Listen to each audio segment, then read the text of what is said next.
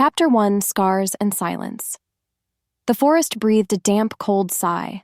Rain clung to the pine needles like tiny jewels, and the scent of wet earth filled Lyra's small cabin.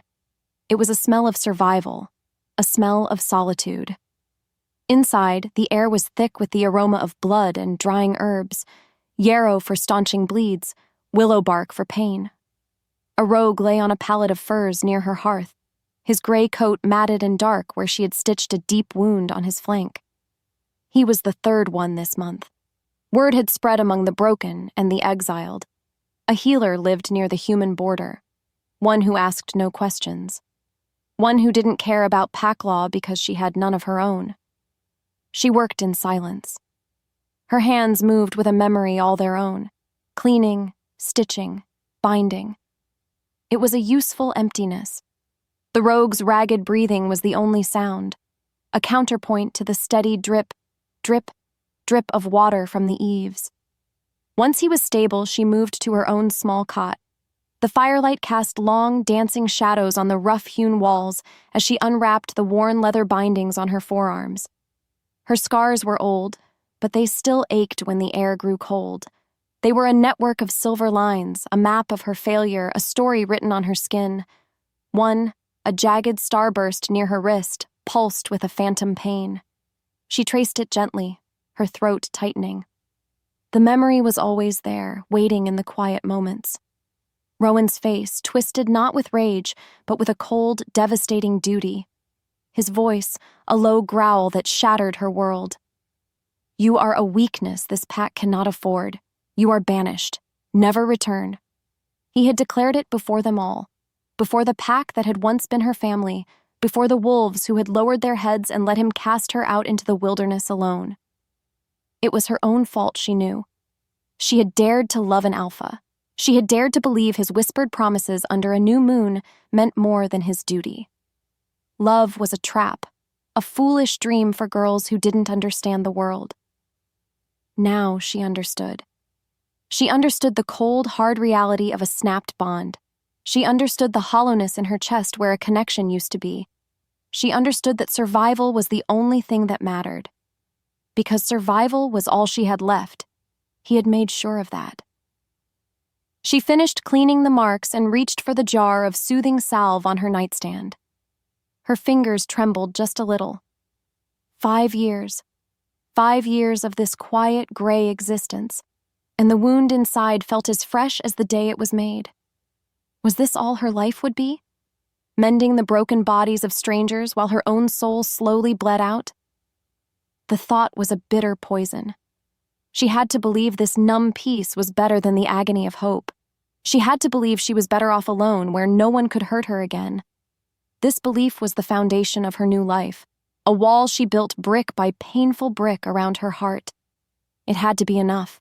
As she rubbed the cool cream into her skin, a sound cut through the steady rhythm of the rain. It wasn't the cry of an owl or the rustle of a predator.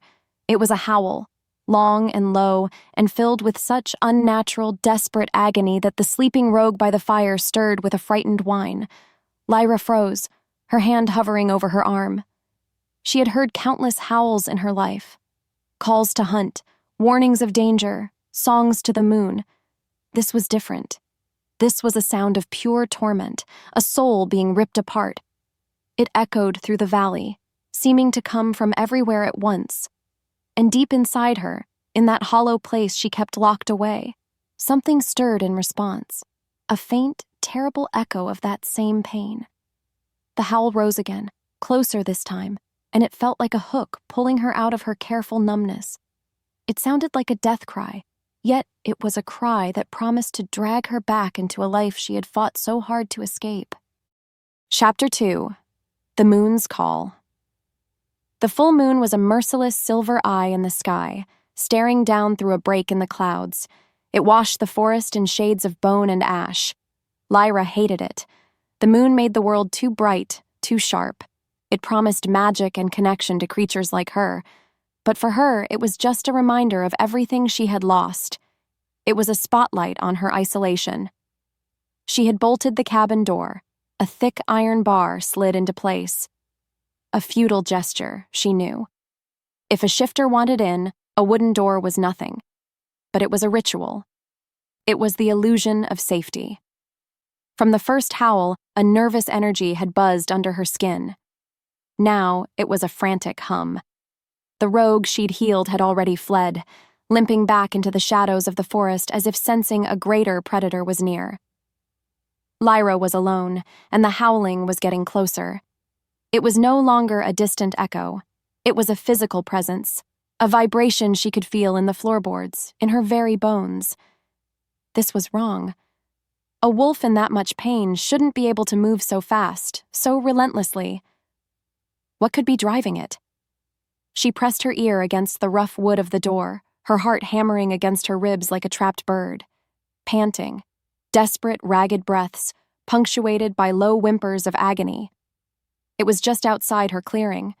She could smell it now, the coppery tang of fresh blood, the scent of pine needles crushed under heavy paws, and something else, something achingly familiar. A scent like ozone after a lightning strike and the deep musk of winter earth. Rowan. No, it couldn't be. He wouldn't come here. He had cast her out. He was the alpha of the strongest pack in the territories. He had no reason to be this far into the wild borderlands, let alone near her exile's hovel. Her mind screamed at her to stay put, to let the forest claim whatever was out there. He left you. He broke you. Let him die. The thought was vicious, a shard of ice in her heart. She owed him nothing, less than nothing. Because he had taken everything from her, the pain he caused was a debt that could never be repaid. A heavy thud against the outside wall made her jump back with a gasp. A terrible scraping sound followed, like claws dragging down the timber. And then, a different noise. A choked, wet sound. A cough that was too human. Lyra's breath hitched. Her instincts were at war. The healer in her screamed that something was dying just beyond her door. The woman in her screamed that the monster who created her scars was the one suffering. Which part of her would win? Slowly, her hand went to the iron bar. Her fingers were numb. What are you doing? She didn't know. She was moving on pure, stupid instinct. The whimpers outside were weaker now, fading into a guttural rattle. This was it. This was the moment she could have her revenge. All she had to do was nothing. Just stand here and listen to him die. It would be justice. Wouldn't it? The silence stretched, becoming heavier than any sound, and in that silence a new noise reached her, so faint she almost missed it. It wasn't a growl. It wasn't a whimper.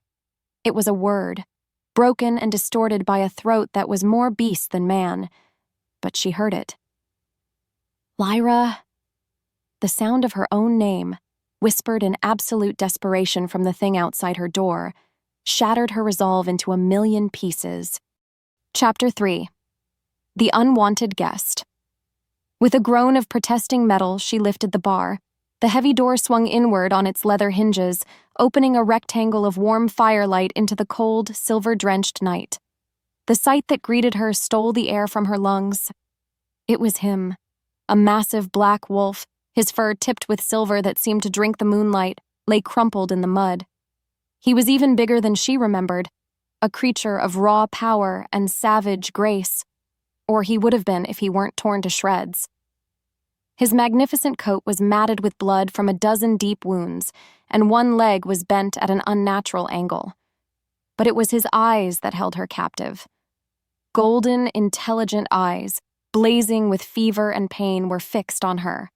They held no threat, only a desperate, primal plea. He tried to lift his head, a low growl of effort rumbling in his chest, before he collapsed completely. The sheer size of him was a problem. She couldn't treat him out here, and there was no way she could move him. Not as a wolf. "You have to shift," she whispered, her voice hoarse. "Rowan, you have to shift back. Now!" As if her voice were a command he was powerless to resist, a tremor ran through his massive frame. It started as a ripple, then became a violent shudder. The sound of bones cracking and reshaping filled the air. a horrifying, wet, snapping noise that always turned her stomach. Fur receded into skin. The sharp, lupine muzzle blunted and softened into human features. He was caught halfway, a monstrous thing of nightmare, before the transformation completed with a final shuddering gasp. Sprawled on her doorstep, naked and unconscious, was the man who had ruined her life. Dragging him inside was a back-breaking effort. He was all dead weight, a mountain of lean, hard muscle. His skin was feverishly hot to the touch. Once inside, she could see the full extent of the damage. The wolf wounds had translated onto his human form. Deep gashes crisscrossed his torso and legs, and a particularly nasty one on his shoulder was weeping a dark, sluggish blood. It smelled of infection. He would die without her help. The thought should have brought her satisfaction. It didn't. It just felt exhausting. She worked numbly, her healer's training taking over where her heart failed. She cleaned the wounds, her fingers brushing against skin she once knew better than her own. The familiar scent of him, that mix of storm and forest, filled her cabin, an unwelcome ghost from another life. Each touch was a tiny betrayal to the promises she'd made herself. He was her past. He was her pain. And here she was, saving him. Because a healer heals. That's what she told herself.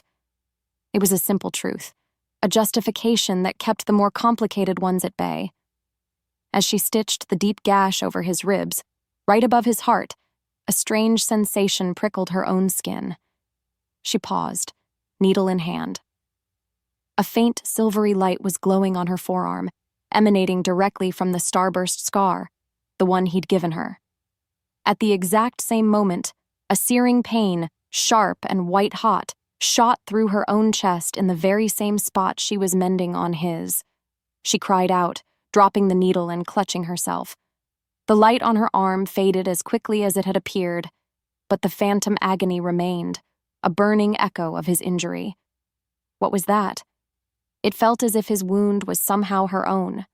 A low groan from the floor brought her back. Rowan's eyes fluttered open. For a moment, they were hazy with confusion, clouded by pain. Then they focused on her, kneeling over him in the firelight. The confusion cleared, replaced instantly by something hard and sharp. The alpha was back. He looked at his own patched-up body, then at her face. There was no softness there, no gratitude, just a raw, stormy mix of disbelief, fury, and beneath it all, buried so deep he probably didn't even know it was there, a flicker of haunted longing that mirrored the ache in her own chest. Chapter 4. Silver Vines. A dull, throbbing ache pulled Rowan from the depths of unconsciousness. The first thing he registered was the scent of the cabin, wood smoke, dried herbs, and her. That scent of rain-soaked wildflowers and quiet sorrow that had haunted his dreams for 5 long years. His eyes snapped open. The low-beamed ceiling was unfamiliar, the air still and close. He wasn't on the floor. He was lying on a narrow cot, a rough wool blanket covering him. And he was bound. It wasn't iron. It wasn't rope.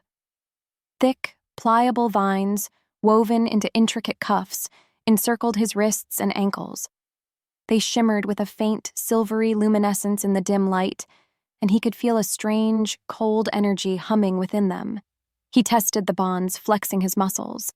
The vines held firm, and a sharp, stinging sensation, like 1,000 icy needles, shot up his arms. Silverweed. A clever, cruel trap. Strong enough to hold him, painful enough to punish any attempt to escape. He saw her then, sitting on a stool by the hearth, sharpening a small knife with a whetstone. The rhythmic scrape, scrape, scrape was the only sound. "Let me go," he growled. His voice was a harsh rasp. Lyra didn't look up from her work. "No." The calm, simple refusal ignited his temper. "This is my pack's territory. You have no right to hold your alpha." She finally lifted her head. Her eyes, the color of moss after a storm, were cold and empty.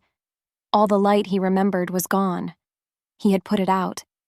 The thought was an unwelcome shard of glass in his gut. "You're not my alpha," she said, her voice flat. "You made that perfectly clear. In my cabin, you are a wounded animal, and a dangerous one. So you will stay put until I'm sure you won't try to tear my throat out." Because he was a threat, she kept him restrained. He snarled, a feral sound that was more wolf than man. "I should have left you to the rogues." "You tried," she replied, a flicker of pain finally breaking through her composure. "They're kinder than you were." The words struck him harder than a physical blow. He lunged against the vines, a roar of pure frustration tearing from his chest. The silverweed flared, its icy fire searing his skin. He fell back onto the cot with a grunt of pain, breathing heavily. This was insane. He was the alpha. He commanded obedience. But here, in this small, quiet prison of her making, he was powerless, utterly and completely at her mercy. He hated it. He hated her for it. He hated himself for being here at all. She rose and came toward him, not with a weapon, but with a fresh roll of bandages. "You're bleeding again," she said, her tone infuriatingly calm. She reached for his arm, where blood was seeping through the linen. Her intention was to help, but he flinched like she was holding a hot poker. "Don't touch me," he hissed. "Stop moving, and I won't have to." Her fingers brushed against his wrist as she worked, her touch surprisingly gentle despite the tension between them. The moment her skin met his, it happened. A jolt, brilliant, hot, and undeniable, shot between them. It was like lightning trapped under the skin. A flash of silvery light, the same color as the vines, pulsed in the air between their hands. They both snatched their arms back as if burned. They stared at each other, panting, the shock washing away all the anger. What was that? It was the echo of a ghost, the phantom limb of a bond he himself had commanded the pack elders to sever. It was impossible. It was a lie. But he had felt it. And by the look of wide, terrified disbelief on her face, he knew, with a certainty that chilled him to the bone, that she had felt it too. Chapter 5. A Cruel Fate. The air in the cabin grew thick and heavy, charged with the aftershock of that impossible spark. Rowan stared at his own hand, then at Lyra's. The bond was gone. He knew it was. He had endured the agonizing ritual. He had felt the connection tear, leaving a wound far deeper than any physical injury. And yet, that jolt was real. It was a memory with teeth. It was a phantom that could still touch them. He felt like he was losing his mind, trapped in a nightmare woven from his own past mistakes. Lyra had backed away to the far side of the room, her arms wrapped around herself as if holding her body together. Her face was pale. She looked just as shaken as he felt. Was it possible the elders had failed, that the severing was incomplete? The thought was a dangerous one, because it brought with it a fragile sliver of hope. And hope was a poison he'd sworn off years ago. He pushed the confusion down, forcing his alpha senses to take over. He needed to focus, to assess the threat. Something had hunted him, had wounded him so badly that his wolf had taken over. He lifted his head, turning toward the cabin's single, grimy window and tasting the air. Even with the cloying scent of herbs, he could parse the smells from outside. Wet leaves, damp earth, pine, and something else, something that didn't belong. The faint, sharp scent of another wolf, concealed and downwind. Not a rogue. This one smelled of the pack, of home, and of deceit. "There's someone out there," Rowan said, his voice dropping to a low, urgent growl. "Watching us." Lyra's eyes darted to the window, her fear palpable. "Who?" He closed his eyes, concentrating. "Kalen's scent. He's one of my beta's trackers." The pieces began to click into place with sickening speed. The ambush in the northern woods, the ferocity of the attack. Kalen wasn't here to help. He was here to confirm the kill. But why? And why had his wolf, bleeding and half dead, run in this direction? Why to the one place in the world he had sworn never to go again? It wasn't a choice. The horrifying realization crashed over him like a tidal wave. The pull. The desperate, all-consuming need that had driven him through the forest, ignoring all pain, ignoring all logic. It wasn't a memory guiding him. It wasn't his wolf's instinct. It was a leash. "The night you were banished," he began, the words feeling like stones in his mouth. "After the severing ritual, my beta, Alistair, he brought in an old witch. He said it was for a loyalty spell, to strengthen the pack's resolve. He was a fool. A proud, blind fool. Because Alistair's ambition was a snake in the grass, he had let it happen. It wasn't a loyalty spell. It was a curse." He finally looked at her, and he wanted her to see the full weight of his humiliation, of his fury. "It was meant to be a failsafe. If my bond to you ever threatened my duty again, it would activate. But it's twisted. It doesn't just bind my duty. It binds my very wolf. Every full moon it forces him to find you. It doesn't matter how far I run or what stands in my way. My own animal spirit is chained to you." The silence that followed was absolute. He felt stripped bare, his greatest weakness exposed. This connection he had so brutally severed had been turned into a cruel, invisible tether, a mark of his shame that dragged him back to her again and again. It was the ultimate humiliation. His wolf, the symbol of his power and his freedom, was her unwitting prisoner. And as he looked at her shocked face, a wave of bitter, irrational resentment washed over him. He knew it wasn't her fault, but in that moment, she was the face of his prison. She was the anchor holding his chain. He would break this curse, he swore to himself. He would hunt down the witch and Alistair and make them pay. But he would do it to finally, truly be free of her. Chapter 6. The Devil's Bargain. Lyra could only stare, the words falling into the silence of the cabin and shattering what little piece she had left. A curse. Not a memory, not a fluke of fate, but a deliberate, cruel piece of magic that tied him to her. It explained the unnatural pull she'd felt, that agonizing echo of his pain. Their bond wasn't just a ghost, it was a wound that had been deliberately infected, festering between them. He was a prisoner, and this cabin, her only sanctuary, was now his cell. She felt a wave of dizziness. She had spent 5 years building a life out of the ashes of what he'd done to her, and now he was back, bringing a whole new fire to burn it all down again. Before she could form a single word, a sharp thwack echoed through the room. An arrow, fletched with black crow feathers, embedded itself in the wall right beside Rowan's head, its tip dripping a viscous, green-black substance. Wolfsbane. The scout outside wasn't just watching, he was directing the attack. Chaos erupted. Another arrow shattered the window, skittering across the floor. They were being besieged. This tiny cabin, her haven, had become a cage. Lyra's mind raced. Rowan was still bound. He was a sitting target. The assassins outside would just pepper the cabin until he was too weak to fight, then they'd storm it and kill them both. Her life, which she had so carefully guarded, was now worthless because she was next to him. There was only one choice. It was a terrible, impossible choice, but it was the only one that ended with her breathing. She grabbed the small, sharp knife from her workbench. Rowan's eyes locked on hers as she approached, a flicker of uncertainty in their golden depths. He probably thought she meant to finish the job herself. Instead, she knelt and sawed at the tough, silvery vines around his wrists. "They want you dead," she said, her voice tight with fear and adrenaline. "I have no intention of dying with you."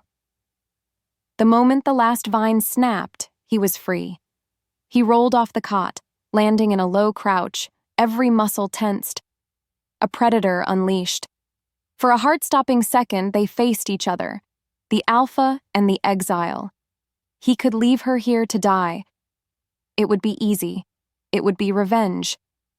But another arrow sliced through the open doorway, aimed directly at her. Rowan moved faster than she thought possible, a blur of motion. He didn't run. He didn't hesitate. He slammed into her, knocking her to the rough floorboards and covering her body with his own as the wolfsbane-tipped arrow buried itself in the spot where she had just been standing. The warmth of his body was a shocking, solid weight on top of hers. His scent, storm and winter earth, enveloped her. He was protecting her. The man who had banished her, who had just looked at her with hatred in his eyes, was now shielding her from harm. The contradiction was so stark, it made her head spin. "Stay down," he roared, his voice pure alpha command. He sprang up, grabbing a heavy iron poker from the hearth. The attackers were at the door now, trying to smash it in. Rowan didn't wait. With a deafening bellow of rage, he kicked the door open himself, meeting them on the threshold. It was a savage, brutal dance. Lyra could only watch from the floor, her heart pounding. He moved with a grace that was both beautiful and terrifying, the poker swinging like an extension of his arm. He was wounded and unarmed, yet he fought with the fury of a cornered king. She saw flashes of the battle, the glint of steel, the dark spray of blood, the snarling faces of the assassins. She had to get out. Scrambling backward, she crawled toward the back of the cabin where a small window acted as her escape route. As she pushed it open and tumbled out into the wet, cold night, the sounds of the fight spilled out behind her. She ran, blindly, into the dark trees. She didn't get far before a hand like an iron manacle clamped around her wrist. She cried out, spinning around to see Rowan, his face grim, his chest rising and falling heavily. He'd dealt with them. For now. "There'll be more," he panted, his eyes scanning the darkness around them. "We have to move." He didn't wait for her to agree. He started pulling her deeper into the forest, away from the path, away from the dying embers of her home. His grip was unbreakable, a physical chain connecting them. He wasn't just guiding her, he was refusing to let her go. Chapter 7: The Hunter and the Healer. The forest was a labyrinth of shadows and grasping branches. Rowan moved through it with a grim purpose, his grip on Lyra's wrist an unyielding band of iron. They didn't speak. The only sounds were their ragged breaths, the squelch of their boots in the mud and the frantic pounding of Lyra's heart. Her cabin, her life, all of it was gone, swallowed by the violent events of one night. She was adrift again, tethered to the very storm that had wrecked her in the first place. He was hurt, she realized. He was favoring his left side, and the sleeve of his tunic was growing dark with fresh blood. "Stop," she said, her voice coming out stronger than she expected. He didn't break his stride. "We can't." She dug her heels in, pulling them both to a halt. "You're bleeding out. You'll be no good to me or yourself if you collapse. We need to rest. I need to fix that arm." Because if he died out here, his enemies would surely find her. It was a purely practical concern, she told herself. Nothing more. He finally looked at her, his golden eyes burning with an intensity that was hard to meet. He was assessing her, the alpha weighing his options. With a reluctant, frustrated grunt, he nodded toward a small overhang of rock a little way off the path. "There, 10 minutes, no more." The space was cramped, forcing them into a proximity that was both unwelcome and unavoidable. As she carefully cut away the sleeve, the scent of his blood was sharp in the air. She worked with the quiet efficiency of a healer, her fingers deft as she cleaned the wound and packed it with the few herbs she'd managed to grab. He sat stiffly, his jaw clenched, his entire body a knot of resistance against her care. This closeness was a special kind of torture for them both. It was a memory of a time when a touch like this was a comfort, not a conflict. "Where are we going?" she asked, breaking the tense silence as she bound his arm with a strip of cloth. "They'll expect us to run west toward the human cities," he said, his voice a low rumble. "So we're going north, into the Blackwood." Lyra froze. The Blackwood? No one goes there. It's cursed territory, home to things. It's also home to a witch named Morwen, he countered, his gaze hard. The one Alistair hired to curse me, to curse us. I need to find her. She's the only one who can break this chain. A cold dread washed over her.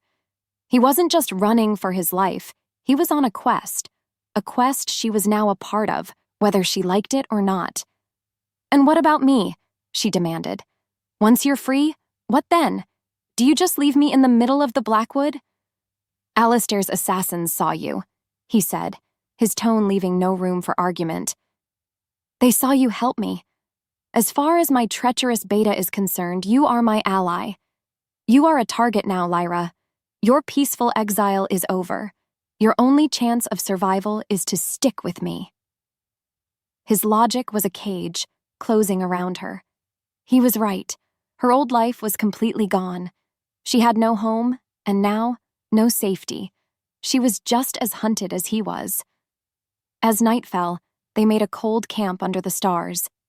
He insisted on taking the first watch, his powerful form a silhouette against the rising moon. Lyra tried to sleep, but the ground was cold and her mind was racing. At some point, the rustle of a foraging badger near their camp caused Rowan to tense. A deep, rumbling sound vibrated through the clearing, a sound that was not quite human. It was a possessive, threatening growl that seemed to claim the very air around her as his. He wasn't looking at the badger. He was looking at her. And in that moment, she knew the man was not the only one she was trapped with. Chapter 8. The Weight of a Lie. The sky broke open without warning. A cold, driving rain began to fall, turning the forest floor into a treacherous soup of mud and slick leaves. The temperature plummeted. Within minutes, they were soaked to the bone, their movements becoming slow and clumsy. The Blackwood lived up to its name.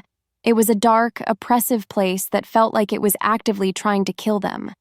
Their path forward narrowed, becoming a treacherous, winding track along the side of a steep ravine. Below them, a river churned, a torrent of brown, angry water. Rowan, with his shifter's strength and balance, navigated the path with a grim certainty. But Lyra struggled. Her boots slipped on the wet stone, her hands growing numb with cold. She was a healer, not a mountain climber. Every step was a risk. Every gust of wind threatened to peel her from the cliff face. He stayed close, his body a solid presence just ahead of her, his hand occasionally reaching back to steady her. Each touch was a small shock, a reminder of the dangerous energy that simmered between them. It was inevitable. Her foot slid on a patch of loose scree. A small cry escaped her lips as she pitched sideways, her fingers scrabbling against the wet rock, finding no purchase. She was falling. But before terror could fully take hold, Rowan spun, his arm shooting out and clamping around her waist. He pulled her hard against him, his strength the only thing anchoring her to the world. He pressed them both flat against the cliff wall, shielding her from the punishing wind with his larger frame. "I've got you," he grunted, his voice a low vibration against her ear. Her heart was a wild drum against her ribs. She was plastered against him, from chest to knee. The cold from her wet clothes was nothing compared to the furnace-like heat that poured from his body. She could feel the hard, unyielding muscles of his chest and abdomen, the powerful rhythm of his heart beating against hers. His scent, rain, pine, and something uniquely, dangerously Rowan, filled her senses. She tilted her head back, and her gaze met his. In the brief, stark flashes of lightning that illuminated the sky, his eyes were pools of molten gold. The anger, the resentment, the cold duty of the alpha, all of it was gone.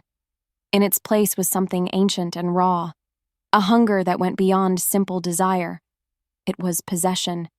It was the look of a predator who had finally cornered his prey. The space between them crackled, the air growing thick and heavy. He lowered his head, slowly, deliberately.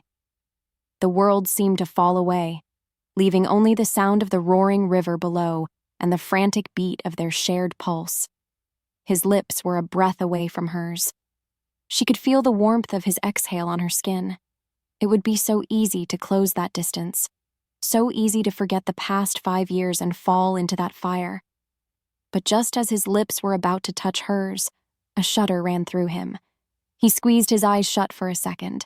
a look of self-loathing twisting his features.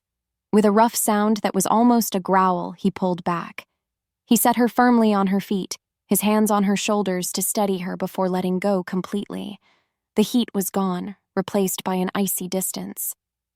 "We have to keep moving," he bit out, his back already turned to her. The rejection was more brutal than any insult. It was a wall of stone slammed down between them, leaving her shivering on the ledge, aching from a wound that had nothing to do with the cold. Chapter 9. The Beast. Within. They found a cave just as the moon, a sliver shy of full, crested the jagged peaks of the mountains. It was little more than a hollowed-out space in the rock, but it was dry and offered a reprieve from the relentless storm. Rowan built a fire with a grim efficiency, the flames casting flickering, distorted shadows that danced like ghosts on the damp stone walls. The heat was a blessing, but it did little to thaw the chilling silence that had settled between them since the moment on the cliff.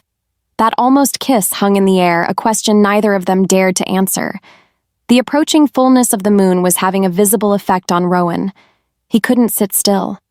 He paced the small confines of the cave like a caged lion, his movements tight and jerky.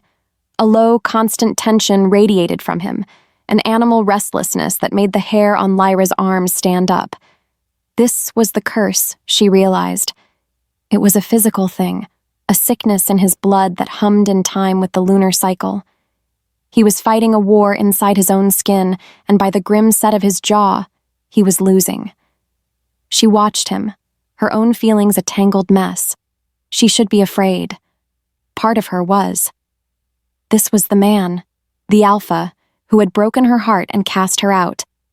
But another part of her, the healer part she couldn't suppress, saw only a creature in agony. The pull she'd felt in her cabin before he arrived. It was a faint echo of the torment she was witnessing now. It was a shared pain, a connection she didn't want but couldn't deny. Finally, with a ragged sigh that sounded like defeat, Rowan sank to the ground on the far side of the fire. He leaned his head back against the cave wall, closing his eyes. He wasn't sleeping, she could tell. His breathing was too harsh, too deliberate. It was the stillness of a man trying to wrestle his own soul into submission. As the silence deepened, something strange happened. Lyra heard a voice. It wasn't a sound that came through her ears, but a thought that bloomed inside her own mind, clear as day. It was a deep, rumbling presence, nothing like Rowan's human thoughts. It was simpler, more primal. Mate. Safe. Keep safe. The thought was fiercely possessive, a wave of protective instinct so powerful it was almost suffocating. It was his wolf. The beast inside the man was speaking to her. The realization sent a shiver of fear and wonder through her. The curse hadn't just chained his wolf to her location. It had opened some kind of channel between them. She could hear the beast. Could it hear her? Drawn by an impulse she didn't understand, she rose and quietly moved to his side. She needed to know. She had to understand the burning sensation she'd felt back in the cabin. Was it real or just a phantom of her own pain? Hesitantly, she reached out her hand, letting it hover for a moment over his chest, right above his heart. She could feel the furious heat of his skin without even touching him. Taking a deep breath, she laid her palm flat against him. The effect was instantaneous and violent. A searing, white-hot energy erupted from the point of contact. It was the curse, flaring to life. She felt it as a scorching brand on her own chest, a mirror of his pain so intense it made her cry out. Rowan's eyes flew open with a choked gasp, his hand shooting up to cover hers, trapping it against him. He was staring at her, his golden eyes wide with shock and agony. He had felt it too. This was no phantom. The curse wasn't just a tether that pulled him to her. It was a circuit of shared pain that ignited whenever they touched. They weren't just tied together. They were wired to burn. Chapter 10. An Unbreakable Contract. The echo of their shared agony hung in the cave, a tangible thing that made the air feel thin and hard to breathe. Rowan was on his feet now, the firelight carving deep lines of conflict on his face. He stared at his hand, then at Lyra, the truth of their situation settling over them like a shroud. This curse wasn't a simple tether. It was an active, malevolent force, a circuit of pain that connected them, proving that the magic was far more twisted than he had ever imagined. They were bound not by a phantom memory, but by a shared torment. He was the first to break the suffocating silence. "This changes nothing," he said, the words clipped and harsh, as if he were trying to convince himself more than her. "Except that the witch is more powerful than I thought." He began to pace again, the restless energy returning. But this time it was different. It was the energy of a strategist, an alpha backed into a corner, calculating his next move. "I can't break this alone. Alistair is hunting me, and this connection makes me vulnerable, predictable." He stopped and faced her, his golden eyes locking onto hers. There was no warmth in his gaze, only a grim, tactical light. "I need your help," he stated. It wasn't a request. It was a cold, hard fact. "I need you to get me to Morwen. The curse is centered on you somehow. It might even help us track her. And your knowledge of herbs, of magic, it might be the only thing that can counter hers." He took a breath, and for the first time, she saw a flicker of something beyond the alpha, a hint of the man, weary and burdened. "Help me," he said, his voice lower now, softer.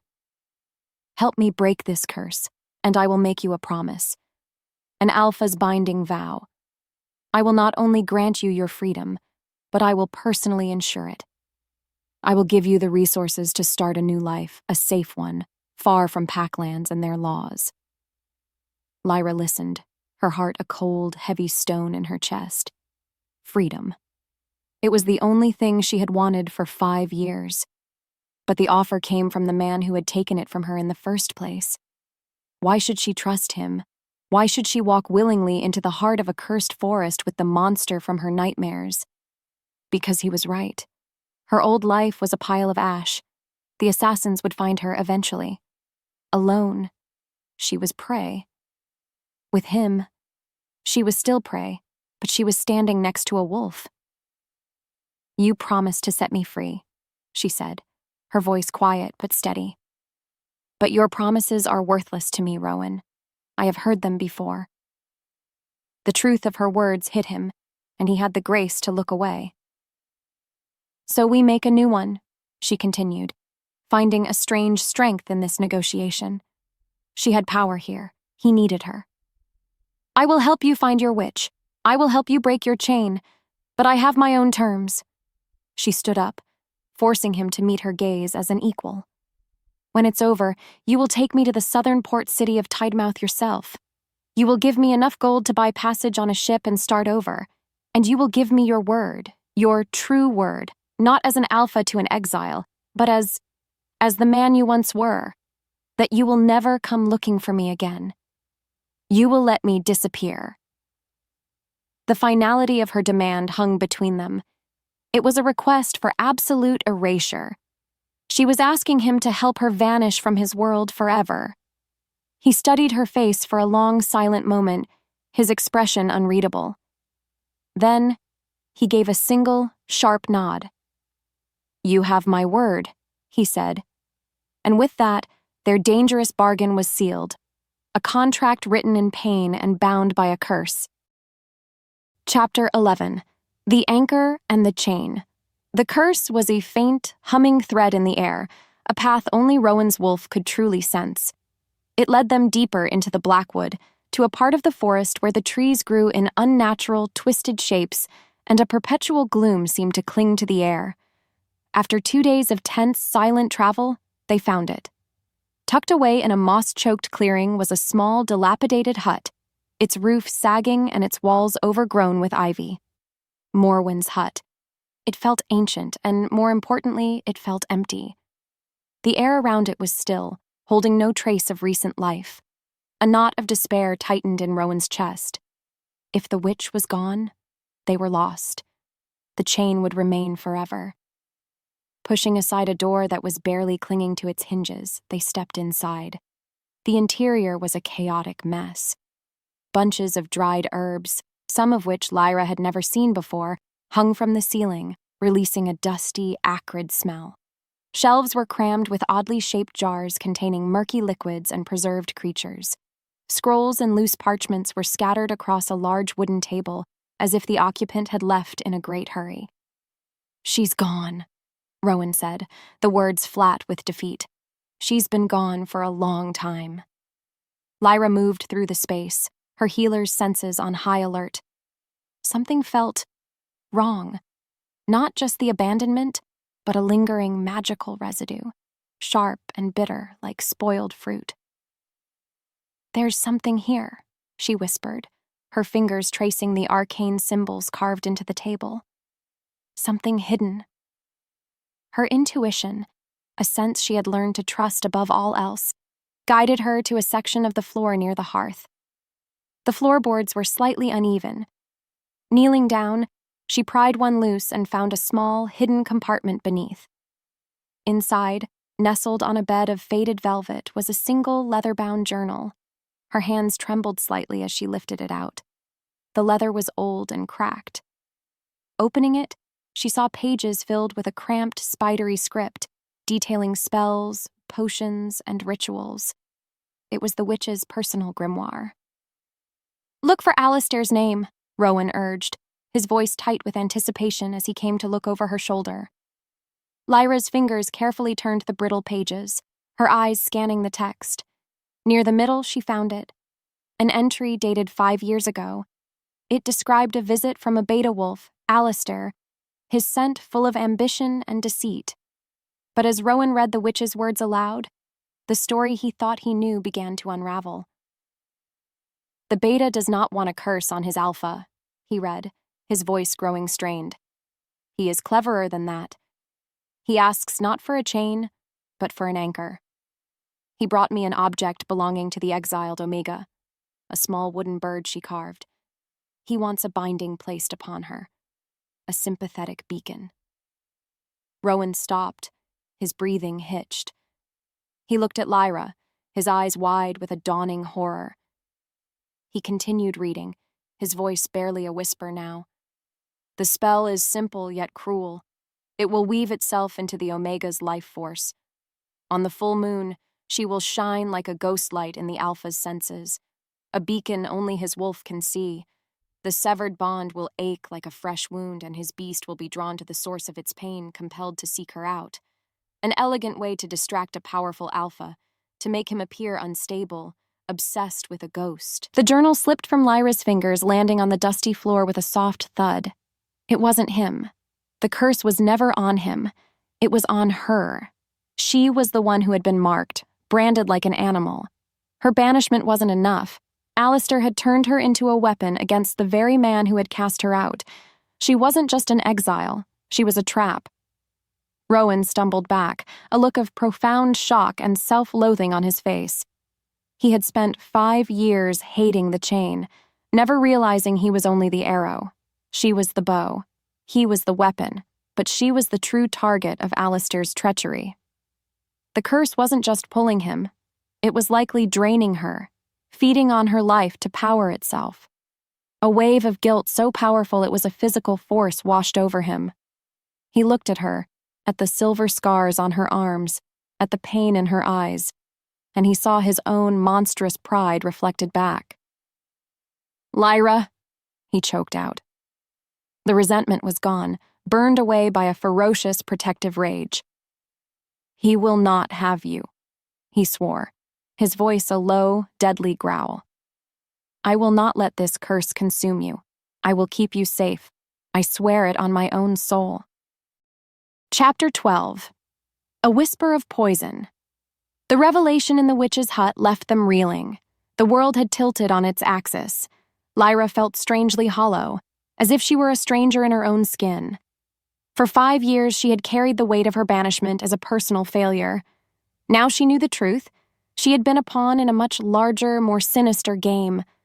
Rowan, on the other hand, was filled with a new, terrifying energy. His guilt had forged itself into a diamond-hard resolve. The hunt for Morwen was no longer about his freedom, it was about Lyra's life. His every glance, every movement was now charged with a fierce protectiveness that was almost as suffocating as his earlier anger. He refused to let them rest in the hut, convinced it was a trap waiting to be sprung. They moved on, making a cold camp in a deep thicket a few miles away. As Lyra tried to process the new, horrifying reality of her situation, Rowan patrolled the perimeter, his senses on high alert, a caged predator scenting the air for threats. It was near dawn when he caught it. A scent carried on the wind, a pack wolf, moving with the speed and purpose of a designated messenger. It was running a direct line, not hunting, not wandering. It was carrying a message. Intercepting the wolf was brutally simple.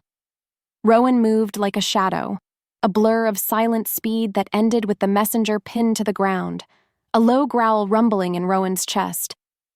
The wolf, a young warrior named Phelan, whimpered in submission, immediately recognizing his alpha.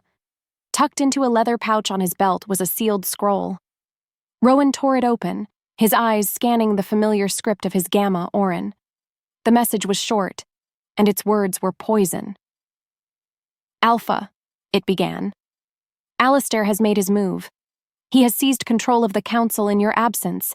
But that is not the worst of it. Elder Maeve is dead. Rowan's blood ran cold. Maeve. She had been the pack's heart, a fierce but kind woman who had helped raise him. She had been one of the only ones to argue against Lyra's banishment, her voice a lone call for mercy.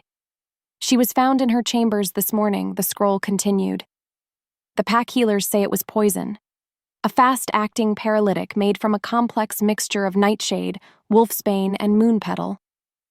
Herbs only a master healer with deep knowledge of both their medicinal and lethal properties could combine.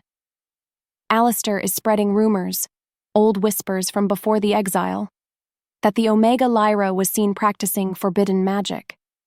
He is using Maeve's death to turn the pack against you, claiming you are protecting a murderer. I fear for your life.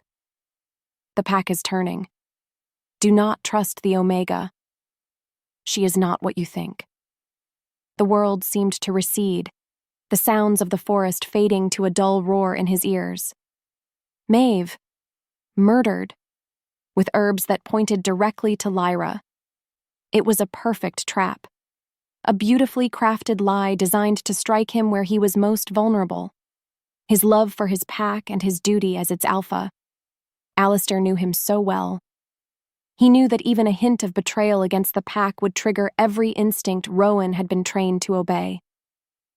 He walked back into the clearing where Lyra was waiting, the scroll clutched in his hand. She saw the look on his face and rose to her feet, her expression filled with concern. The fierce, protective man from the hut was gone. In his place stood the cold, distant alpha who had banished her 5 years ago. All his newfound conviction, all his sworn promises to protect her, had evaporated, replaced by a chilling cloud of suspicion. "What is it?" she asked, her voice small. He held up the scroll. "Elder Maeve is dead, murdered with a poison only a healer would know how to make." He watched her, his golden eyes narrowed, searching for any flicker of guilt, any hint of a lie. "They say you did it." The accusation struck her with the force of a physical blow. She staggered back, her mind reeling. "What? No, I loved Maeve." "Did you?" His voice was dangerously quiet, each word a perfectly aimed dart. "Did you love her when she stood by and watched me banish you?" The cruelty of the question stole her breath. He was twisting everything, using her own pain against her. Tears welled in her eyes, tears of shock, of hurt, of sheer, unbelieving agony that he could think this of her. Not after everything. Not now. "I didn't do it, Rowan," she whispered, her voice breaking.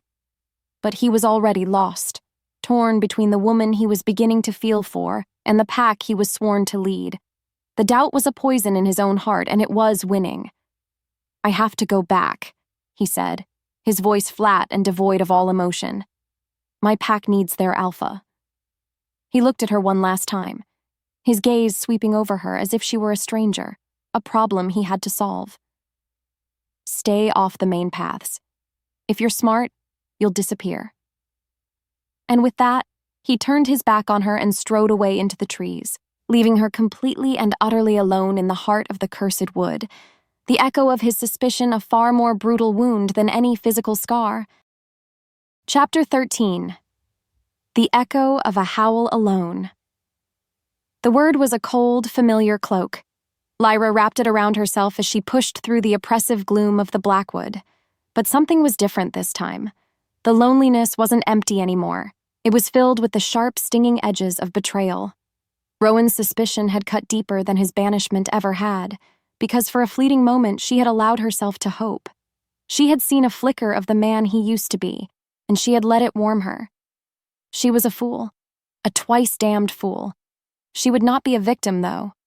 She would not wait in the dark for assassins or monsters to find her.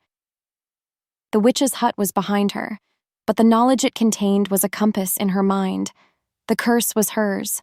The anchor was in her soul. And if Rowan wouldn't help her break it, she would find a way to do it herself. She would find Morwen. She would unmake this twisted magic, and then she would disappear so completely that not even a god would be able to find her.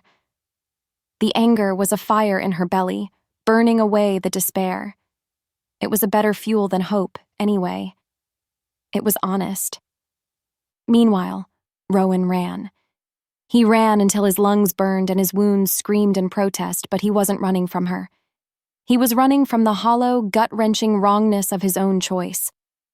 Every step he took away from Lyra was a physical agony. The curse, which had been a dull ache, was now a vicious, tearing pain in his chest, as if his very soul were being ripped in two. Alistair's lie was a masterstroke, a perfectly aimed arrow that had struck the old wound of his guilt.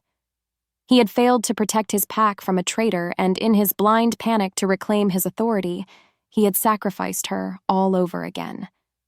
The pain was a revelation. It wasn't just the curse punishing him for leaving its anchor. It was his own spirit.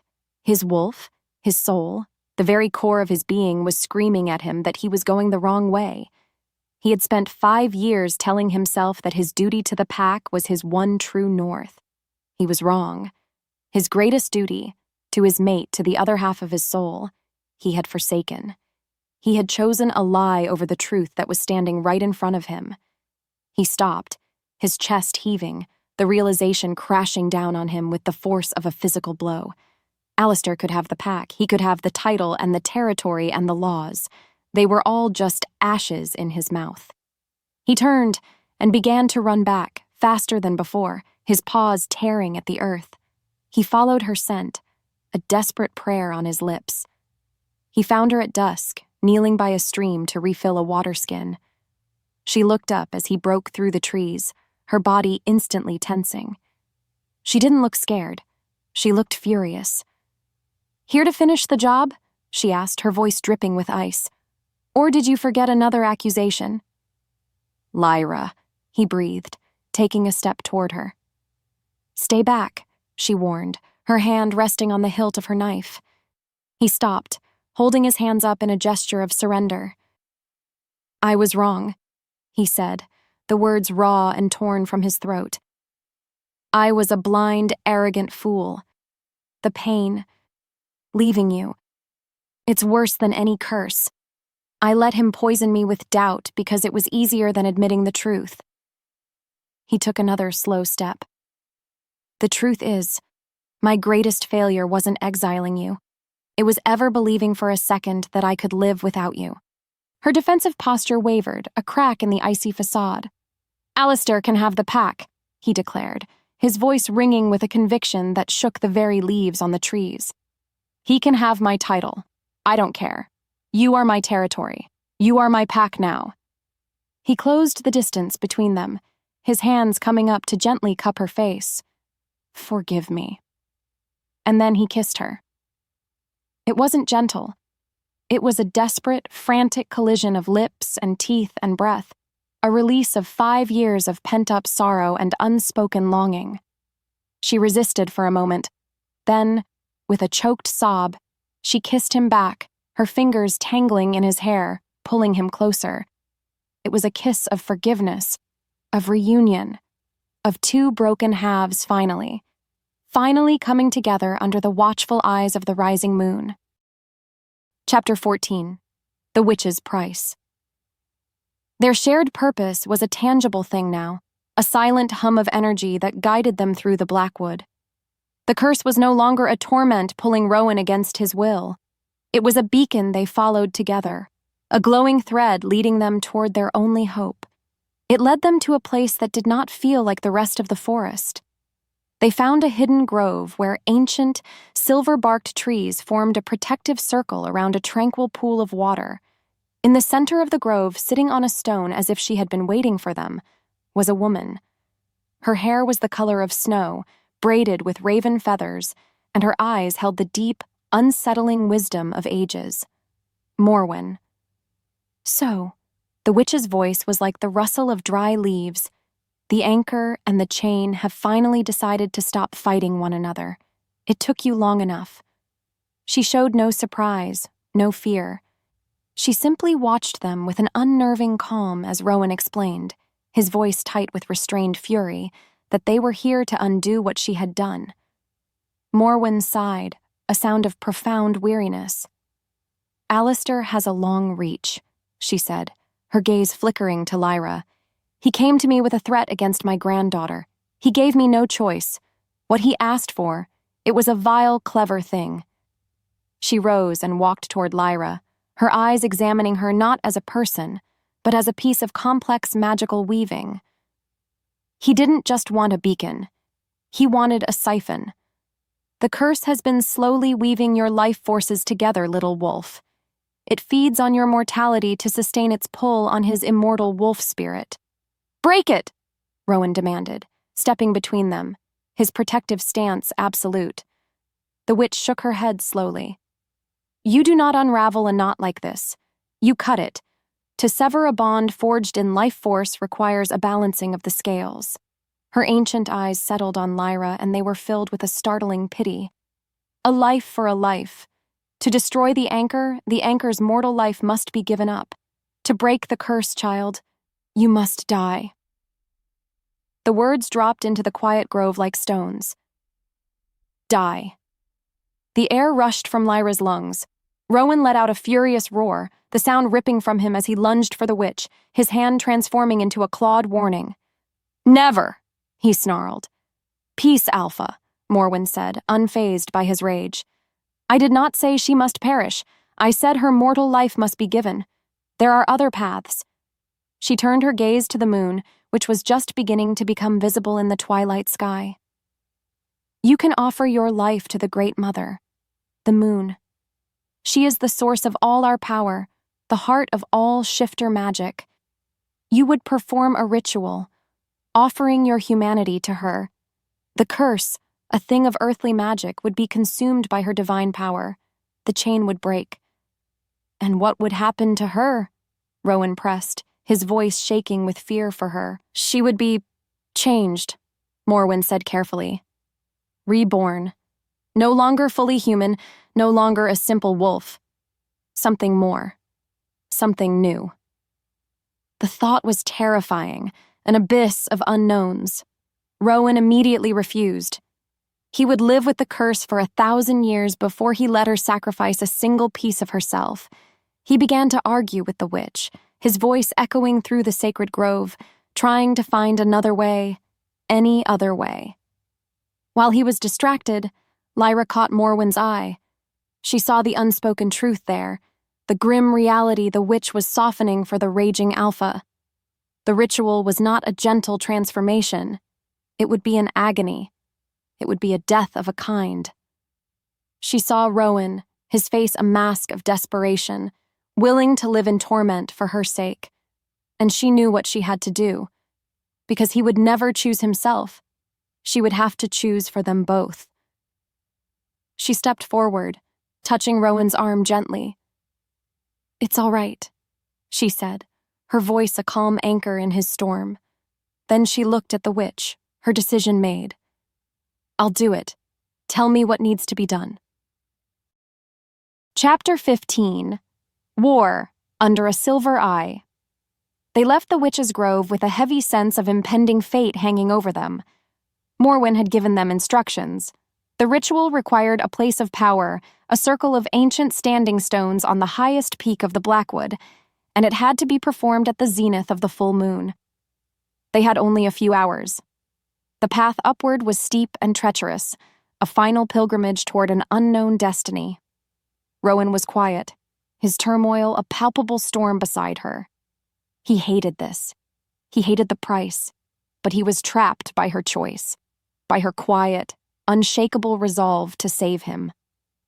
They were halfway to the peak, moving through a wide, moon-drenched clearing, when the world exploded. From the shadows of the trees they emerged, a dozen of them, moving with a silent, deadly coordination. They were Alistair's elite guard, the most brutal and loyal killers in the pack. And at their head, stepping into the silvery light with a triumphant, cruel smile on his face, was Alistair himself. Well, well, the beta sneered, his eyes filled with a gloating poison. I was wondering when you'd finally lead me to my lost little anchor. Did you really think I wouldn't have a tracker on the witch herself? She has served her purpose. Rowan pushed Lyra behind him, his body becoming a living shield. Alistair, he growled, the name a curse on his tongue. This ends now. Oh, it does, Alistair agreed, gesturing to his warriors, who fanned out, surrounding them. It ends with your death, and with her as my prize. A leash for an alpha is a powerful weapon. I think I'll enjoy using it. He gave a sharp, vicious command. Take her. Kill him. The clearing erupted into a maelstrom of violence, but the wolf who met them was not the alpha they knew. Rowan changed, the shift a blur of crackling bone and tearing flesh. He didn't become a wolf. He became a nightmare. A towering 9-foot-tall hybrid of man and beast, a creature of legend whispered about in pack lore but rarely ever seen. His claws were like daggers, his eyes burning with golden lunar fire. He was driven by one singular absolute purpose: protect what was his. A roar tore from his throat, a sound that was not wolf, not man, but something primal and terrifyingly new. It was a declaration, a challenge, a promise of death. He met the first wave of attackers, a whirlwind of fury and strength, tearing through them not as an alpha defending his rank, but as a male defending his mate. Lyra refused to be a damsel cowering behind him. While he was a storm of claws and teeth, she was the earth and the trees. She used her deep knowledge of the forest, kicking up loose dirt to blind an attacker, using the terrain to trip another. She was the strategist to his berserker, seeing the openings he created, tending to a slash on his back with a quick press of herbs she always carried. Her movements a desperate, graceful dance amidst the chaos. They moved as one, a seamless unit, their backs to each other, facing down the world. The fight was brutal. Blood stained the silvery grass, the sounds of snarling, snapping jaws, and the wet thud of bodies hitting the ground filled the air. Through it all, Rowan's focus never wavered from her. He was a rampart, a fortress of muscle and rage built around her. He roared again, and this time, a word was embedded in the sound, a possessive claim that echoed through the clearing for all to hear. Mine! The war for their future had begun, a bloody, desperate battle under the perfect silver eye of the full moon. There was no going back. There was no escape. Alistair, his own form shifting into that of a massive, scarred brown wolf, snarled and gathered himself. He lunged, aiming not for Rowan, but for Lyra. At the same instant, Rowan spun, meeting his treacherous beta in a cataclysmic mid-air collision of alpha against alpha. Chapter 16. A Blade in the Dark.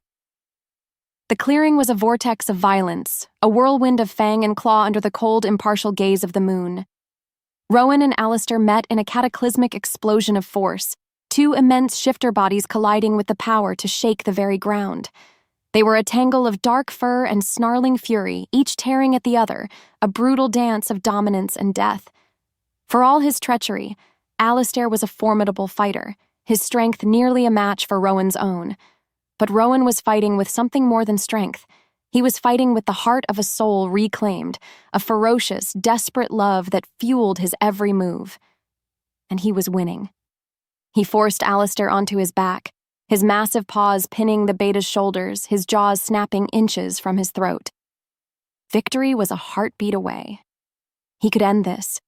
He could kill the serpent and finally be free. But Alistair was a creature of cunning, not honor. "You always were a fool, Rowan," he gasped, a bloody smile twisting his lips. "Too much heart, not enough steel." With a sudden, viper-fast movement, Alistair twisted. He wasn't trying to escape. He was striking. A flash of silver glinted in the moonlight, a short, wicked-looking dagger he had concealed in his grip. The blade, coated in a shimmering black paste, sliced across Rowan's ribs. It wasn't a deep wound. It wasn't a mortal blow. But the effect was instantaneous and devastating. A fire, cold and unnatural, shot through Rowan's veins. His legendary shifter healing, which should have already begun to knit the flesh, sputtered and died. A wave of nauseating weakness washed over him, his muscles turning to water, his strength draining away as if a plug had been pulled. He staggered back, a confused, pained growl rumbling in his chest. The world tilted, the edges of his vision growing hazy and dark. Alistair scrambled to his feet, seizing the moment of confusion. He held the poisoned dagger aloft for his remaining warriors to see. "The Omega Witch!" he roared, his voice ringing with false fury. "She has poisoned our Alpha. She struck him from behind while they fought." The lie was audacious, impossible, yet in the bloody chaos of the battle, it took root. The warriors, their loyalty already frayed, saw only their Alpha faltering, stumbling, a strange blackness spreading from the wound on his side. They saw the dagger in their beta's hand. They looked at Lyra, who was frozen in horror, and they believed. "Treason!" Alistair bellowed. "Seize her!" Before Rowan could command them to stop, before he could force the words through a throat that suddenly felt paralyzed, they moved. Two of Alistair's guards swarmed him, their weight and confusion enough to bring their weakened Alpha to the ground. Others lunged for Lyra. She tried to run, to fight, but she was overwhelmed. They grabbed her, her arms twisted painfully behind her back, her desperate struggles useless against their combined strength. "Rowan!" she screamed, her voice a raw cry of terror and despair. He saw her being dragged away, her eyes wide with fear, her face a pale moon in the violent darkness. He fought to get to her, to rise, but the poison was an anchor in his bones, dragging him down into a helpless, terrifying abyss. He could only watch as Alistair, the triumphant traitor, stood over him, the architect of his ruin. The last thing he saw before the world dissolved into a black, roaring sea was Lyra's face, her name a silent, broken word on his lips. Chapter 17. The Serpent's Gloat. Lyra's world was reduced to the rough bark of a tree against her back and the biting grip of the ropes on her wrists. The battle was over. The clearing was quiet now, save for the groans of the wounded and the low, panting breaths of the victorious. Rowan lay where he had fallen, surrounded by Alistair's men, a fallen king on a battlefield of his own making. The poison was working its cruel magic, keeping him conscious but weak, forcing him to watch Alistair's triumph. The beta approached her, his shifter form melted away to reveal the man. He was bruised and bleeding, but his eyes shone with the ecstatic light of victory. He stopped before her, wiping a smear of blood from his cheek with the back of his hand. "Such a shame," he said, his voice a low, mocking purr. All that power, all that pride, brought down by his obsession with a broken little Omega. "You're a monster," she spat, her voice trembling with a rage that was all she had left. Alistair laughed, a genuinely amused sound. "I am a pragmatist, my dear. Power is not taken by the honorable. It is taken by those willing to do what is necessary." He leaned closer, his voice dropping to a conspiratorial whisper. "The poison, by the way, is a masterpiece. My own creation. It won't kill him. Death is too final. No, it will simply cripple his healing, keep him perpetually weak, malleable, easy to control. Her blood ran cold. What do you want? What I have always wanted, he said, his eyes glittering. Control. For years I have watched him lead this pack with his heart, not his head. His compassion, his honor. They are all weaknesses. And you? He said, his finger gently tracing a line down her cheek, a touch that made her skin crawl. You were always the greatest weakness of all. He crouched down to her level. I don't want him dead. I want him broken. I will take him back to the pack, a wounded hero I saved from his treacherous mate. And with you as my prisoner, the curse will do the rest of my work for me. That chain will become my leash. His wolf will be forever bound to you, and since I will hold you, I will hold him. He will be my puppet alpha, his power, his body, his pack, all mine to command. The sheer, diabolical brilliance of his plan was breathtaking. He wouldn't just rule. He would humiliate Rowan, using his deepest connection as his chain. He would make Lyra the instrument of his eternal torture. The thought was unbearable. Alistair smiled, seeing the understanding dawn in her eyes. He was right to banish you, he whispered. You see that now, don't you? You are the flaw in him, and I will own that flaw. He stood and walked away, leaving her to her guards and her despair. Lyra slumped against the tree, tears of helpless fury burning her eyes, but as she looked up through the canopy of leaves, she saw it. The moon. Its perfect silver disk was no longer perfect. A small, dark shadow was beginning to creep across its edge. An eclipse. The blood moon was coming. Morwen's voice echoed in her mind. The ritual must be completed before the eclipse ends, or the anchor's life will be consumed. This wasn't just about the curse anymore. It was a race. The poison was killing Rowan, but the eclipse would kill her. A strange, fierce calm settled over her. Alistair thought he had won. He thought she was a prize, a tool. He was wrong. She was the anchor. She was the key. And she would not be his. She would not be the weapon that destroyed the man she loved. Her gaze fell upon a sharp-edged piece of flint on the ground near her feet, just within reach. Her fight wasn't over. It had just begun. Chapter 18. The Dying of the Light. The poison was a living thing inside him, a cold serpent coiling around his bones, squeezing the strength from his muscles, turning his blood to sludge. Rowan fought against it, his shifter's constitution warring with the unnatural toxin. But there was another agony, a deeper one, that was doing far more damage than any poison. The eclipse. As the shadow of the earth began to consume the moon, the world was bathed in an eerie, blood-red light. The curse, which had been a constant hum of pain, a violent pull, now transformed into something else entirely. It became a symphony of torment. With every inch of the moon that vanished, a piece of his own soul felt like it was being flayed away. The magical chain that bound him to Lyra was now being stretched to its breaking point across the distance of the clearing, and the strain was unendurable. He could feel her. Not just her location, but her emotions. He felt the cold spike of her terror, the burning flame of her rage, the grim, sudden spark of her resolve. It was a chaotic torrent of sensation pouring into him through a bond that was now killing them both. He needed to get to her. He needed to be by her side. It was more than a desire. It was a physical imperative, as vital and as desperate as the need to breathe. He tried to push himself up, his muscles screaming in protest. The pack warriors who had once followed him without question now stood by, their faces a mixture of confusion, fear, and suspicion. They watched their alpha, the most powerful wolf they had ever known, writhing on the ground, weakened and broken. Alistair's lie had paralyzed them. They were a flock without a shepherd, and a wolf was circling. "Help me!" Rowan gasped, the words barely audible. "She's innocent." but his voice was drowned out by Alistair's sharp command. "Hold him! The poison makes him delirious! He doesn't know what he's saying!"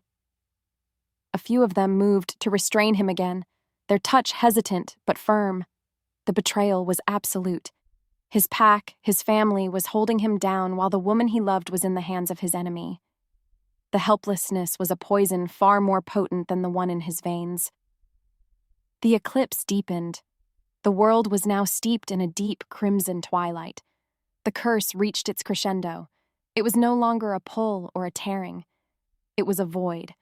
A hollow, all-consuming emptiness opened inside him, a black hole where his connection to Lyra used to be. He could no longer feel her. The thread had snapped. The loss was the final blow. His body, already ravaged by poison and battle, could not withstand this ultimate spiritual agony. His strength shattered. His legendary healing, which had been fighting a losing battle, ceased completely. The last vestiges of his power evaporated into the blood-red air. With the last ounce of his will, he lifted his head to the sky, to the dying crimson moon. He opened his mouth and let out a howl. It was not the roar of an alpha. It was not a call to arms or a cry of defiance. It was a sound of utter, soul-shattering despair. It was the sound of a universe collapsing, of a wolf mourning the loss of its mate, of a king losing his entire world. The long, agonizing note hung in the chilling air, a testament to his defeat. Then, his body went limp. He collapsed to the cold, unforgiving earth, his eyes closing, the light within them extinguished. The clearing fell into a stunned, horrified silence. Their alpha had fallen. Before them all, his great heart had seemingly given out. Alistair stood over his prone form, a dark, triumphant silhouette against the bloody moon. It was over. All was lost. Chapter 19. Embers in the Crimson Dark. The world was a maelstrom of red light and shouting. Lyra's focus narrowed to a single desperate task, the rough, biting friction of the rope against the sharp edge of the flint. Her guards were distracted, their attention fixed on Alistair's triumphant posturing over their fallen alpha. They thought she was a broken, defeated prize. They were wrong. The rope fibers gave way with a final, satisfying snap. She was free. Slipping into the deep shadows cast by the blood moon, she became just another ghost in the crimson-soaked forest. Meanwhile, a quiet mutiny was brewing. Phelan, the young messenger, watched Rowan's agonized howl fade into a deathly silence, and the guilt he'd been suppressing became a toxic, churning sea in his gut. This was wrong. All of it. He scrambled to find Gamma Orin, his face pale with terror and resolve. "The scroll," Phelan choked out, his confession a torrent of whispered words. "Alistair, he made me carry it. He said it was the only way to save the Alpha from the Omega's influence. The script, it was a forgery." Orin's eyes, hard and sharp, flashed with a sudden, terrible understanding. He looked from Phelan's terrified face to Alistair, who was now preening before the confused pack. He saw the triumphant sneer, the arrogant posture of a usurper. He saw his alpha, motionless on the ground. The pieces clicked into place. They had been betrayed from within. "Get the others," Orin snarled to Phelan, his voice a low, dangerous command. "The ones who still remember what true loyalty is. Create a diversion. Now." As Orin and a handful of loyal warriors started a skirmish at the edge of the clearing, drawing the attention of Alistair's guard, Lyra was running. Not away. She ran toward the still heart of the chaos. She ran toward Rowan. Every step closer sent a jolt of warmth through the horrifying void that had opened inside him. A faint thread of connection was reestablishing itself, a fragile lifeline in a sea of despair. The spark was enough. It pierced the poison's thick fog, pulling him back from the brink of oblivion. He felt a presence, a warmth, and then her touch. Lyra fell to her knees beside him, ignoring the fighting, ignoring the danger. The world narrowed to this single point. She placed her hands on the poisoned wound on his ribs. The curse, the thing that had been their torment, now became their salvation. It was a conduit, a direct channel between their life forces. A brilliant, silvery light flared from the scars on her arms, pouring from her palms into his wound. She felt her own energy draining, a dizzying emptiness, but she didn't stop. She poured all of her hope, all of her love, all of her stubborn will to live into him. The black poison sizzled under her touch, fought against the pure, clean light of her healing, and then began to recede. The color started to return to his face. A deep, shuddering breath rattled in his chest. His eyes fluttered open. The first thing he saw was her face, illuminated by the eerie, beautiful light of the blood moon and the glow of her own magic. She was crying, tears of relief and exhaustion tracing clean paths through the grime on her cheeks. He was alive. At the same moment, Oren and the others reached them, forming a protective circle. "Alpha," Oren said, his voice thick with relief and shame. "We know. We'll get you out of here." Rowan didn't look at him. His eyes were locked on Lyra. He reached up, his hand weak, and cupped her cheek. There, in the heart of the battlefield, surrounded by enemies and the few allies they had left, their gazes met. No words were needed. Everything, the apology, the forgiveness, the terror, the love, was exchanged in that single, desperate look. The embers of their hope, which had been all but extinguished, now glowed fiercely in the crimson dark. Chapter 20. The Serpent's Den.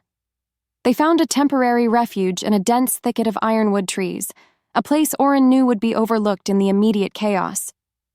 Rowan was on his feet, but he was weak, leaning heavily on the gamma for support. The poison was gone, neutralized by Lyra's desperate act of healing, but it had left his body ravaged, his strength a pale shadow of what it should be. The blood moon was the problem now. The shadow was receding, the sliver of pure silver moonlight growing larger. The eclipse was ending. "Morwen's warning," Lyra said, her voice urgent as she looked at the sky. "The ritual. It has to be done before the moon is whole again. We're running out of time." "The standing stones are on the peak," Rowan rasped, his eyes fixed on the mountain that loomed over them, its summit crowned with a faint, otherworldly glow. "Directly above the main den." Oren cursed under his breath. "Alistair will have taken the Alpha's cave. He'll have guards posted everywhere. A frontal assault would be suicide. We're only 5 against his 30. It was an impossible situation. They were trapped between a ticking clock and an army of their own people. A grim silence fell over the small group. They were beaten, but Lyra's mind was racing. She wasn't a warrior. She didn't think in terms of frontal assaults. She thought in terms of roots and leaves and the subtle weaknesses of the body. "We don't fight them," she said, an idea sparking in the darkness. "We put them to sleep." All eyes turned to her. The valley around the den is filled with moon petal. It's a key ingredient in the poison Alistair used, but on its own, when crushed and burned, its pollen is a powerful sedative. It can knock out a wolf for hours. A slow smile spread across Oren's face.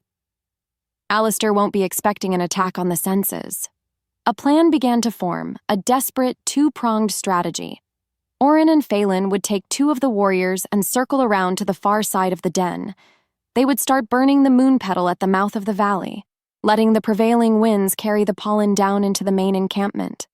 It would create confusion, chaos, and hopefully render most of Alistair's forces unconscious.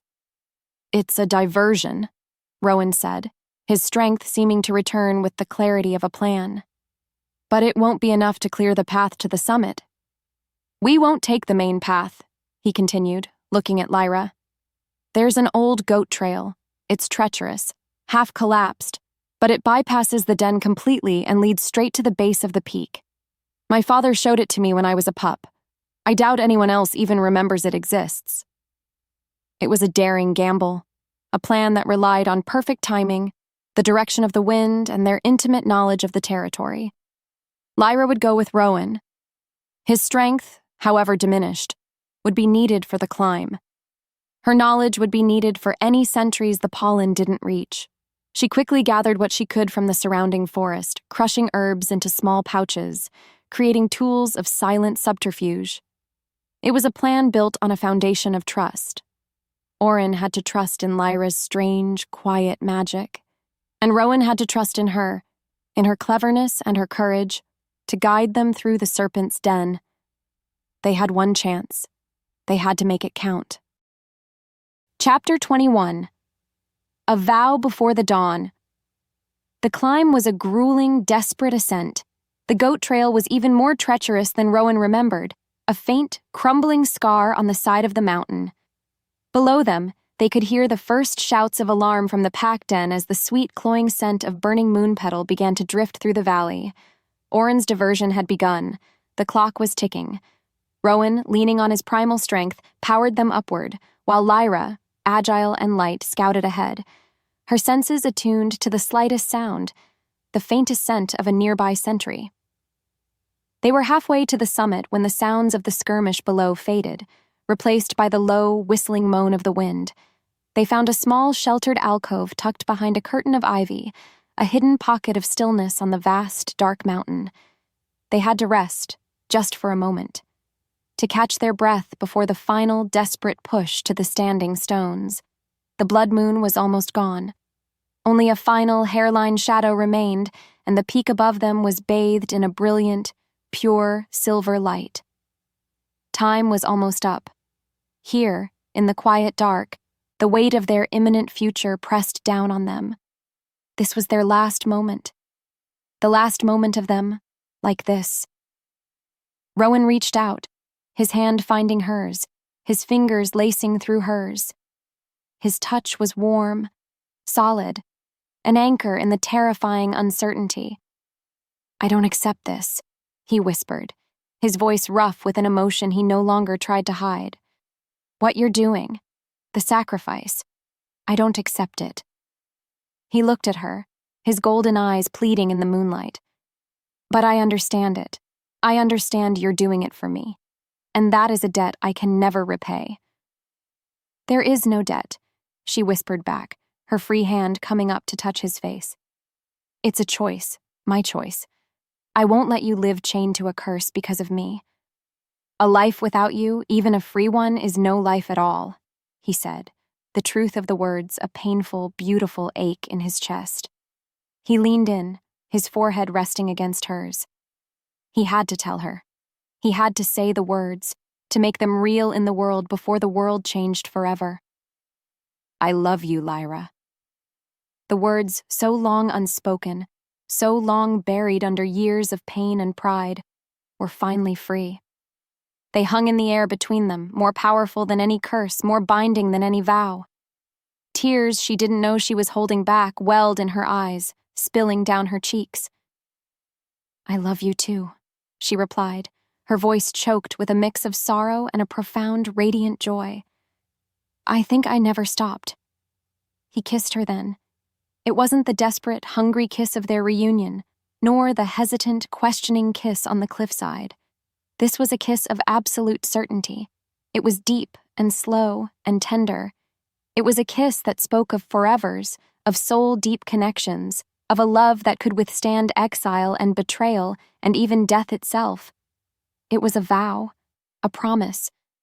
They pulled apart, but remained close, breathing the same air, their hearts beating in time. He looked up toward the glowing peak. "Morwen said you would be changed," he said, his voice low. "I don't care what you become, a wolf, a spirit, a star in the sky. I will find you." He met her gaze, his own vow absolute. "I will always find you." "I know," she whispered, a fragile, hopeful smile touching her lips. He squeezed her hand one last time, a final, silent communication. The last sliver of shadow slid off the face of the moon. It was time. "Whatever comes," he said, his voice now steady, filled with a grim resolve. "We face it together." Chapter 22. To pay a price in starlight. The peak of the mountain was a windswept, desolate place. A circle of 9 ancient standing stones, each twice the height of a man, stood like silent, petrified giants against the night sky. The full moon, now free of the eclipse's shadow, bathed them in a brilliant, almost holy silver light. A low hum of power vibrated in the air, a palpable energy that made the stones feel alive. This was the place. But their sanctuary was already occupied. Alistair stood in the center of the circle, his chest heaving, his eyes burning with a mad, cornered animal ferocity. He had fought his way free, and he was waiting for them. "Did you really think it would be so easy?" he snarled, his body already beginning to twist and contort into his massive wolf form. "This power, this mountain, it belongs to the true Alpha." There were no more words to be said. Rowan met his charge, his own weakened body shifting, fueled now by nothing but sheer will and a love that defied all reason. The final battle began. It was not a clash of armies, but a deeply personal, brutal duel between two alphas, a war for the soul of the pack fought among the sacred stones of their ancestors. Rowan was weaker, the poison's phantom touch still clinging to his muscles. Alistair was faster, stronger, driven by a desperate, all-consuming lust for power. He landed blow after blow, his claws tearing at Rowan's flesh, his jaws snapping, driving Rowan back. Lyra could only watch, her heart fracturing with every wound Rowan took. This was her fault. His weakness was because of her. She looked from the savage fight to the humming stones to the perfect, radiant moon above. The choice was clear. The price had been named. Rowan saw his opening. Alistair, arrogant in his impending victory, overextended on a lunge. Rowan ducked under the attack, his own claws coming up in a devastating arc, ripping into the traitor's exposed flank.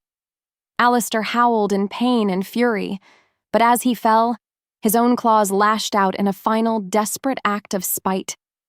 They sank deep into Rowan's chest, a mortal wound, tearing through muscle and lung. With the last of his strength, as Alistair lay gasping and bleeding out on the ground, Rowan delivered the final, fatal bite to his throat. The traitor was dead, but the cost was too high. Rowan staggered back, his hand pressed to the gushing wound in his chest. He looked at Lyra, a sad, final smile on his lips, before his legs gave out. He collapsed onto the cold stone, the life already fading from his golden eyes. "No," Lyra whispered.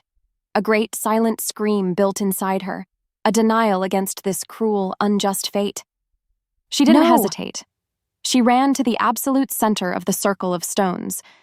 She didn't know the right words, the ancient ritual, but she didn't need them. She spoke from her soul. She raised her arms to the brilliant white moon above, her face upturned, tears streaming down her cheeks. "Take it!" she cried, her voice ringing with a power she didn't know she possessed. "Take my life, my humanity, my memories, everything that I am. I offer it all. Just save him." As if in answer, the 9 standing stones blazed to life. Beams of pure white moonlight shot down from the sky, striking the top of each stone. The humming intensified to a deafening roar. The curse, that dark, ugly thing that had lived inside her for so long, was ripped from her body in a violent torrent of shadow and smoke, which was instantly incinerated by the overwhelming light. Then, that pure, concentrated lunar energy, the very essence of the Moon Mother herself, poured into her. It filled her, changed her, unmade her. The light then arced from her body, a living river of starlight, and flowed into Rowan's chest, enveloping him in a cocoon of impossible, healing power. She felt his wound closing, his heart beginning to beat strong and steady. He was saved, but she was coming apart, her physical form dissolving, her very being transformed into a whirlwind of light and silver fire. Chapter 23. The Echo of a Silver Howl. Rowan gasped, a deep, shuddering breath that filled his lungs with the cold, clean air of the mountain peak. The pain was gone, the weakness, the poison, the gaping, fatal wound in his chest, all of it had vanished. He felt whole. More than whole. He felt a clean, thrumming energy in his veins, a connection to the world around him that was sharper and clearer than anything he had ever known. He scrambled to his feet, his eyes searching wildly for the source of the miracle. For her. He found her in the center of the circle. But it was not Lyra, not the woman he knew. She was a figure of breathtaking, heartbreaking beauty, a being made not of flesh and blood, but of woven moonlight and captured starlight. Her form was translucent, constantly shifting, her features soft and ethereal. The silver scars on her arms were gone, replaced by veins of pure, glowing light. She was beautiful, and she was lost to him. "Lyra?" he choked out, taking a step toward her. His hand reached for hers, but his fingers passed through her as if she were mist. At that moment, the sounds of panting, exhausted wolves crested the peak. Oren, Phelan, and the rest of the pack arrived. Their battle below finally won. They skidded to a halt, their eyes wide with disbelief at the scene before them. They saw the dead body of the traitor, Alistair. They saw their alpha, Rowan, standing tall and whole, his mortal wound completely gone. And they saw the glowing, celestial being that stood where the Omega Lyra had been. A wave of collective awe and profound, soul-deep shame washed over them. They understood. They saw the truth of her sacrifice, the sheer magnitude of a love they had scorned and a loyalty they had betrayed. They had cast her out, called her a weakness, and in the end, she had given her very self to save them all. Oren, his face a mask of regret, took a hesitant step forward and bowed his head low, a gesture of ultimate respect. "Luna," he breathed, the title a reverent, sorrowful prayer. Lyra, or the being she had become, turned her head. Her eyes, now orbs of pure liquid silver, looked not at the pack, but at Rowan. She gave him a sad, gentle smile that conveyed all the love and all the goodbyes in the world. She raised a shimmering, translucent hand, not quite touching his cheek, a final, lingering gesture of farewell. Then she was gone. She didn't run. She didn't fade. She simply dissolved, her form breaking apart into 1,000 tiny motes of silver light like a dandelion seed head caught in a sudden breeze. The motes swirled in the air for a moment, a silent, beautiful vortex, and then vanished into the moon-drenched night. Rowan fell to his knees on the cold stone, the strength leaving his legs. He had won. His pack was safe. The traitor was dead. And it meant nothing. He had lost her. He threw his head back and howled, a long, mournful cry of absolute loss, a sound of a soul torn in half. His cry echoed across the silent mountains, a testament to his grief. But as it faded, it was answered. From a distant, unseen peak, another howl rose to meet his. It was not a sound of pain or sorrow. It was impossibly clear, strong, and melodic, a silver thread of sound that was as wild and as free as the wind itself. It was her voice, a new voice, and it was a promise. Chapter 24. The Alpha and His Moon. 3 moons passed, the pack healed. Under the steady, quiet leadership of Alpha Rowan, the wounds of Alistair's treachery began to scar over. The warriors who had been deceived were forgiven, their loyalty reaffirmed not through fear, but through a shared sense of profound gratitude and shame. The story of that night on the mountain peak was told only in whispers, a new legend woven into the pack's history. They spoke of the traitor Beta, the wounded Alpha, and the selfless sacrifice of the Luna made of starlight. Rowan led them with a wisdom and a gravity far beyond his years, his heart forever marked by the love he had lost and the miracle he had witnessed. He was a good Alpha, a great one even, but he was incomplete. Every night, he would climb to the highest point of the den and listen, and every night he would hear it, her howl, a silver song on the wind, a lonely, beautiful call that soothed the ever-present ache in his soul. It was his secret, his nightly ritual. He would listen until the sun began to warm the eastern sky, a silent communion with her memory. But tonight was different. The ache was too deep, the call too strong. He could not just listen anymore. He needed to find her. He shifted, his powerful black wolf form a shadow against the landscape, and he ran. He left his pack, his duties, his grief behind, and followed the sound of her call. He ran for hours, past the known borders of his territory, into the ancient, untamed heart of the mountains, to a sacred place no wolf had set foot in for generations. He found her in a clearing he had never seen before, a perfect circle of impossibly green grass, surrounded by ancient, silver-barked trees. The clearing was bathed in moonlight, though the moon itself was hidden by the canopy. In the center of the glade stood a wolf. It was her. She was made of moonlight and living shadows, more spirit than flesh. Her coat was the color of spun silver, and her paws made no sound on the soft earth. Her eyes were not the mossy green he remembered, but twin pools of soft lunar light, filled with an ancient, knowing peace. She was no longer just a wolf. She was a guardian, a myth, a goddess of the wild places. He shifted back, standing before her as a man, his heart a painful, hopeful drum in his chest. He didn't speak. What words could possibly bridge the chasm between what they now were? He simply looked at her, his love, his loss, his eternal gratitude plain for her to see. She moved toward him, a graceful, silent glide. She was a creature of immense power. He could feel it, a wild magic that hummed in the very air around her. But there was no threat in her presence, only a deep, abiding love. She stopped before him and nuzzled his cheek with her ethereal head. Her touch was not physical, not the press of fur or the warmth of a body. It was a feeling, a wave of profound peace, of absolute belonging, of a love that transcended skin and bone. It was the feeling of coming home. She pulled back and looked up through the canopy, as if gazing at the moon he could not see. A single, soft, concentrated beam of moonlight pierced the leaves and descended, touching Rowan gently on the shoulder, over his heart. It left behind a glowing, intricate mark of silver light, a swirl of patterns like a galaxy in miniature. It was her mark, a new bond. Not a curse of pain, but a blessing of connection. He was the alpha of the Blackwood pack, the king of the forest floor.